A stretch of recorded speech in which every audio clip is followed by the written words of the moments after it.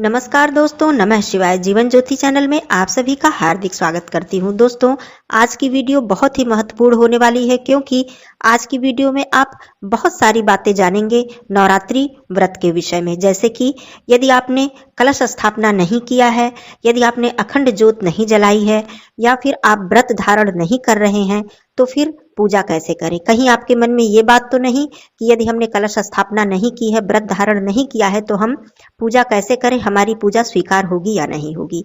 दोस्तों, संपूर्ण सरल विधि आप जानेंगे। साथ ही यह भी जानेंगे कि कौन से ऐसे 2 कार्य हैं जो कि आपको नवरात्रि के दिन में अवश्य करने हैं, चाहे आप व्रत धारण करें या न करें, चाहे आप कलश रखें या न रखें। दूसरी चीज आप जानेंगे कि दुर्गा सप्तशती का पाठ यदि आप नहीं कर पा रहे हैं तो कौन सा ऐसा पाठ है जिसको करने से आपको संपूर्ण दुर्गा सप्तशती का लाभ प्राप्त होगा।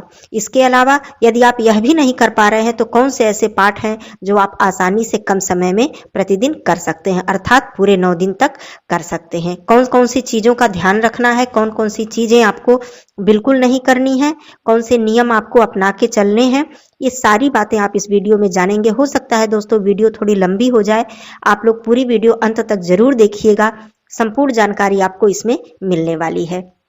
तो चैनल पे पहली बार हैं तो चैनल को सब्सक्राइब कर लीजिएगा। वीडियो आपको उपयोगी लगे तो एक लाइक जरूर कीजिएगा। दोस्तों, कमेंट बॉक्स में जय माता दी जरूर लिखिएगा। तो आइए सबसे पहले सरल पूजा विधि जान लेते हैं। सबसे पहली बात तो दोस्तों, नवरात्रि के 1 दिन पहले ही आप पूरी तैयारी कर लें, चाहे आप व्रत आपको धारण करना है या नहीं करना है। कहने का मतलब अपने घर की साफ सफाई कर ले, मंदिर की साफ सफाई जो कि सबसे आवश्यक है कर ले। जो भी आपने मंदिर में वस्त्र वगैरह बिछा रखे हैं, माता रानी को जो भी आपने वस्त्र ओढ़ाए हैं, चुंदरी जो भी है, वो सारी चीजें आप साफ सफाई करके, जो भी पूजा के पात्र हैं वो सारी साफ सफाई करके आप 1 दिन पहले ही रख लें, जिससे कि आपको नवरात्रि के प्रथम दिन से ही सुबह उठकर पूजा करने में आसानी हो। तो ये सारे काम आपने कर लिए। दूसरी चीज आपको क्या तैयारी करनी है कि जो भी सामग्री है, देखिए यथा शक्ति, जो भी आपकी शक्ति है, सामर्थ्य है, उस तरह से आप अपनी सामग्री, जैसे कहने का मतलब धूप दीप, दिए में डालने के लिए तेल, माता रानी के भोग प्रसाद के लिए जैसे मुख्य इंपॉर्टेंट जो है लौंग, इलायची, मिश्री, सिंदूर, तो ये सारी चीजें जो आपकी सामग्री है ये पहले से ही आप मंगाकर किसी भी पात्र में, स्वच्छ पात्र में, किसी डब्बे में करके आप सब रख लें। कहने का मतलब सारी सामग्री आपने रख ली और आपने मंदिर की पूरी साफ सफाई भी कर ली। ये तो हो गया आपका 1 दिन पहले का काम। अब आइए बात करते हैं नवरात्रि के प्रथम दिन से आपको कैसे कैसे क्या करना है। सुबह आप सबसे पहले ब्रह्म मुहूर्त में उठ जाएं।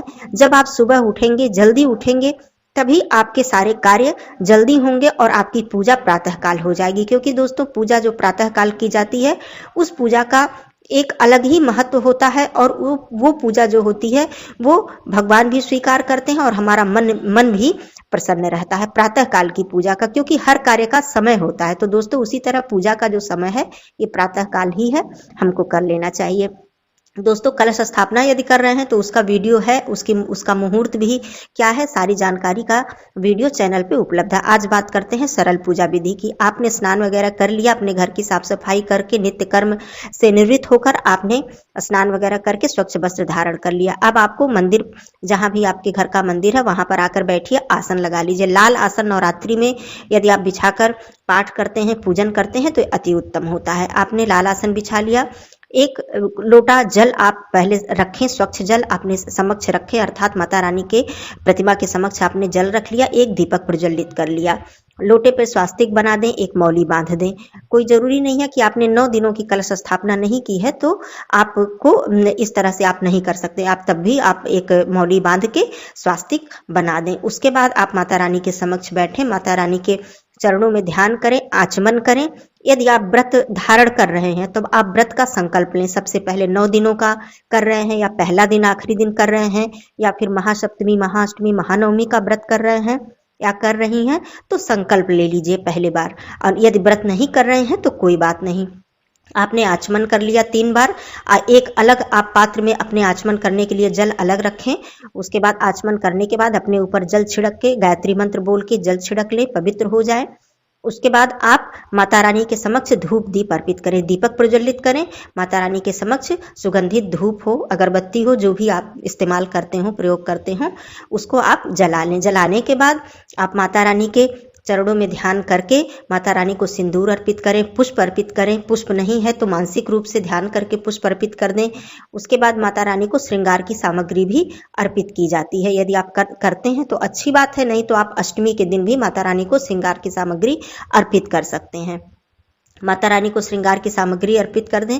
उसके बाद सब कुछ करने के बाद आपकी अब आती है बात की पाठ करने की। जैसे कि मान लीजिए आप दुर्गा सप्तशती का पाठ करते हैं तो ये नहीं है कि व्रत धारण नहीं कर रहे हैं तो नहीं कर सकते हैं, तब भी आप कर सकते हैं। बस आपको लहसुन प्याज का त्याग करना होगा। अपने घर में सात्विक भोजन बनाइए। यदि परिवार के और सदस्य का नहीं चलता है तो आप और सदस्य को दे दीजिए, लेकिन स्वयं आप पाठ कर रही हैं, पूजा कर रही हैं, आप महिला हो या पुरुष हो, तो आप स्वयं इन चीजों का बिल्कुल त्याग कीजिए। सात्विक भोजन कीजिए, ब्रह्मचर्य का पालन कीजिए। इस तरह से आप संपूर्ण पूजा आपकी स्वीकार होगी, इसमें कोई दिक्कत नहीं है। फिर अब आती है बात पाठ करने की। तो देखिए दोस्तों, यदि आप दुर्गा सप्तशती का पाठ नहीं कर सकते हैं तो मैं उसका एक उपाय बता देती हूँ, जो कि बहुत ही उत्तम उपाय है। सिद्ध कुंजिका स्तोत्र, जिसके बारे में आपको पता होगा, दुर्गा सप्तशती में ही उपलब्ध है। ये पूरे स्तोत्र की, पूरे पाठ की मतलब निचोड़ है, एक तरह से सार है, चाबी है, कुंजी है। ये दोस्तों मैं क्या बताऊं, दुर्गा सप्तशती के का महत्व तो बहुत ही, इसकी महिमा का तो वर्णन करना ही समझ लीजिए कि हमारे वश में नहीं है। लेकिन जो सिद्ध कुंजिका स्तोत्र की बात मैं कर रही हूँ, तो आप इसका पाठ यदि प्रतिदिन कर लेते हैं, आप दुर्गा सप्तशती में कुछ भी आपको पाठ करने की आवश्यकता नहीं है, केवल आप सिद्ध कुंजिका स्तोत्र का पाठ कर लें। लेकिन अब मैं बताती हूँ इसमें सावधानी क्या रखनी है। आपको मैं डरा नहीं रही हूँ, सावधानी रखनी है दोस्तों। यदि आप मूल स्वरूप में पाठ करते हैं, अर्थात संस्कृत में पाठ करते हैं, तब तो बहुत अच्छा है। यदि आप उच्चारण सही तरीके से कर पाते हैं तो बिल्कुल कीजिए, कोई दिक्कत नहीं है। लेकिन यदि आप नहीं कर पाते हैं, संस्कृत पढ़ने में दिक्कत है, तो हिंदी पाठ होता है, हिंदी कर सकते हैं। लेकिन उसमें भी ध्यान देने की बात यह है, अक्सर लोग इस बात पे ध्यान नहीं देते हैं कि उसमें जो बीज मंत्र हैं दोस्तों, आप जानते हैं बीज मंत्रों में सारी सृष्टि समाहित है। वो इतने शक्तिशाली मंत्र हैं कि उन बीज मंत्रों से आप जो चाहें, जैसा भी चाहें, जो भी सिद्धि चाहें, आप प्राप्त कर सकते हैं। तो वो जो बीज मंत्र हैं उनका हिंदी अर्थ नहीं होता है, उनका अर्थ जानने की हमको आवश्यकता हम लोगों को नहीं है दोस्तों, न ही जानना है।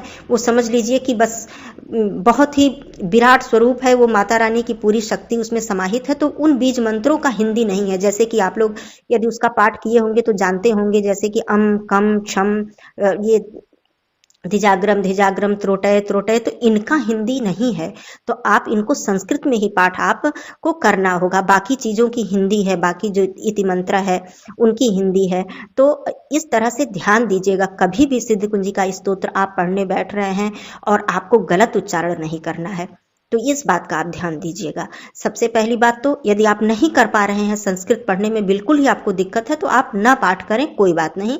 अब मैं बता देती हूँ दूसरा उपाय। सिद्ध कुंजिका स्तोत्र के अलावा आप क्या कर सकते हैं, दुर्गा सप्तशती में ही वर्णित है, उपलब्ध है दुर्गा जी के 108 नाम, जो कि संस्कृत में भी है और उसका हिंदी भावार्थ भी आपको पुस्तक में मिल जाएगा। तो आप उसे हिंदी भी कर सकते हैं, संस्कृत कर ले तो और भी अच्छी बात है। ओम सती साध्वी भवप्रीता भवानी भवमोचनी, तो आपको ये पता भी होगा, बहुत भाई बहनों को पता होगा, ये कर सकते हैं आप। फिर आपको दुर्गा सप्तशती में ही 32 नाम दुर्गा जी के मिल जाएंगे, वो भी संस्कृत और हिंदी दोनों में उपलब्ध है, आप उसको कर सकते हैं। चलिए, आप वो नहीं, संस्कृत या हिंदी में नहीं कर सकते हैं, दुर्गा चालीसा, जो कि बहुत ही सरल शब्दों में बहुत ही प्रभावशाली माता रानी का चालीसा आप प्रतिदिन की पूजा में कर सकते हैं, नवरात्रि में कर सकते हैं, इसको भी आप कर सकते हैं। विंध्यवासिनी स्तोत्र है, आप विंध्येश्वरी स्तोत्र का भी पाठ कर सकते हैं, निशुंभ शुंभ गर्जनीम। तो ये सारी बातें थी दोस्तों कि आप पाठ कोई भी कर सकते हैं श्रद्धा भक्ति से। लेकिन जब भी आप दुर्गा सप्तशती का पाठ करें या सिद्ध कुंजिका स्तोत्र का पाठ करें तो बहुत ही ध्यान से दोस्तों, बिल्कुल भी लापरवाही आपको नहीं करनी है कि ऐसे ही साधारण पुस्तक उठाए और आप पाठ करने लगे। अब चलिए, यदि आप करते हैं तब की बात मैं बता देती हूँ कि कभी भी दुर्गा सप्तशती को एक साधारण पुस्तक समझने की भूल मत कीजिएगा। उसको, वो साक्षात माता रानी का स्वरूप है। जब भी आप पुस्तक को लें, सबसे पहली बात तो आप जमीन पे न रखें, लकड़ी के किसी पाटे पर न रखें। जब भी आप रखें, लकड़ी का पाटा ही हो, उस पर कपड़ा बिछा लें। जैसे लकड़ी का स्टैंड भी आता है धार्मिक पुस्तक को पढ़ने के लिए, रामायण पढ़ने के लिए, वो लकड़ी का ही होता है, लेकिन उस पर एक वस्त्र बिछाकर ही पुस्तक को रखना चाहिए। लाल वस्त्र आप बिछा लें, पुस्तक रखें, उनको प्रणाम करें, धूप दीप दिखाएं। वहां पे जैसे आपने माता रानी का पूजन किया है, धूप दीप दिखाएं, चंदन लगाएं और प्रणाम करें साक्षात माता का स्वरूप समझकर, तब आप पुस्तक को खोलें। ऐसे ही नहीं कभी भी कि आपने पुस्तक उठाई, हाथ में लिया और आपने पढ़ना शुरू कर दिया, कभी ऐसी भूल दोस्तों मत कीजिएगा। उसके बाद आपने पुस्तक को बिल्कुल श्रद्धा के साथ आपने खोला, फिर आपने पाठ किया। पाठ करने के बाद क्षमा प्रार्थना करके, बंद करके, प्रणाम करके, तब आप उसको लाल कपड़े में लपेटकर हमेशा ही स्वच्छ और सही तरीके से धार्मिक पुस्तकों को रखना चाहिए, चाहे भगवत गीता हो, रामायण हो, दुर्गा सप्तशती हो। तो इस तरह से आप पाठ कीजिएगा। उसके बाद आइए बात कर लेती हूँ कि कौन से ऐसे 2 कार्य हैं जिनको आप प्रतिदिन कीजिएगा, चाहे आप व्रत हैं या नहीं है, कलश स्थापना किया आपने या नहीं किया है। तो आप एक जो सूक्ष्म हवन होता है, गाय के कंडे पे हवन किया जाता है, आप सामग्री ले लीजिएगा। आपको कोई बहुत सामग्री लेने की आवश्यकता नहीं है। गुड़ आपके घर में उपलब्ध होता है, घी जरूर होता है, थोड़ा बहुत, घी नहीं है तो मंगा लीजिएगा थोड़ा सा। और जो हवन सामग्री आपको पैकेट में, मार्केट में मिल जाती है बड़े आसानी से, उसको आप मिलाकर एक पात्र में किसी डिब्बे में बंद करके रख लीजिएगा, जिससे कि 9 दिनों में आपको कहीं से कोई चीज आपको ढूंढने की या समय उसमें बर्बाद करने की आवश्यकता ना पड़े। और गाय के कंडे पर आप थोड़ा सा कपूर से उसको जलाएं। उसके बाद जब वो आग की तरह आग बन जाए वो, तो उसमें आप दोनों समय, सुबह और संध्या के समय, हवन कर दीजिएगा। इस सूक्ष्म हवन आप 9 दिन अपने घर में अवश्य कीजिएगा। दूसरी चीज, लौंग इलायची का भोग आप अवश्य लगाइएगा माता रानी को, मिश्री और लौंग इलायची। बाकी आप जितनी शक्ति सामर्थ्य हो, आप भोग प्रसाद, फल, मिष्ठान या घर पे जो फलाहार बनाती हैं उसको आप लगा सकती हैं, लेकिन लौंग इलायची मिश्री ये भोग प्रसाद आप माता जी को प्रतिदिन 9 दिन तक जरूर अर्पित कीजिएगा। दूसरी चीज क्या है, जब भी आप पाठ करने बैठते हैं तो कभी भी बीच में आपको उठना नहीं है, बोलना नहीं है। चाहे वो दुर्गा चालीसा का पाठ कर रहे हैं, चाहे वो माता रानी के 108 नाम का पाठ कर रहे हैं, चाहे सिद्ध कुंजिका स्तोत्र का पाठ हो, चाहे दुर्गा सप्तशती हो, कोई भी पाठ हो, जब भी आप बैठें तो बीच में ना बोलें ना बीच में उठें। श्रद्धा के साथ ध्यान लगाकर पाठ कर लें। क्षमा याचना करने के बाद, आरती करने के बाद, भोग प्रसाद अर्पित करके, तब हवन करने के बाद अंतिम में, तब आप वहां से उठें। इतना नियम होता है। इस तरह से नहीं है कि बीच में आप बोलते रहें, पाठ भी कर रहे हैं, कोई कुछ कह रहा है तो उस उधर भी ध्यान जा रहा है, इस तरह से नहीं करना चाहिए। लहसुन प्याज का प्रयोग बिल्कुल मत कीजिएगा। यदि आप पूरे नियम से पाठ कर रहे हैं, पूरी नियम से 9 दिनों तक पूजा कर रहे हैं, सात्विक भोजन कीजिएगा, स्वच्छ वस्त्र धारण कीजिएगा, और घर में किसी भी प्रकार का मतलब तामसिक भोजन जैसे मांस, मदिरा, इसके बारे में तो सोचना भी पाप है। तो इस तरह की कोई कार्य मत कीजिएगा। आपकी पूरी पूजा, संपूर्ण पूजा माता रानी स्वीकार करेंगी। इन 9 दिनों में कभी भी किसी स्त्री, कन्या, किसी का भी अपमान, अनादर मत कीजिएगा। जितना भी हो सके किसी के ऊपर क्रोध करना, किसी को अपशब्द बोलना, ये सारी चीजें बिल्कुल नहीं करनी है। माताओं बहनों से मैं बता दूं कि बहुत ही अधिक श्रृंगार भी नहीं करना चाहिए नवरात्रि में। केवल आप माता रानी के चरणों से लेकर सिंदूर लगाइए, स्वच्छ वस्त्र धारण कीजिए, दोनों समय स्नान करके पूजा, आरती, भोग प्रसाद अर्पित कीजिए।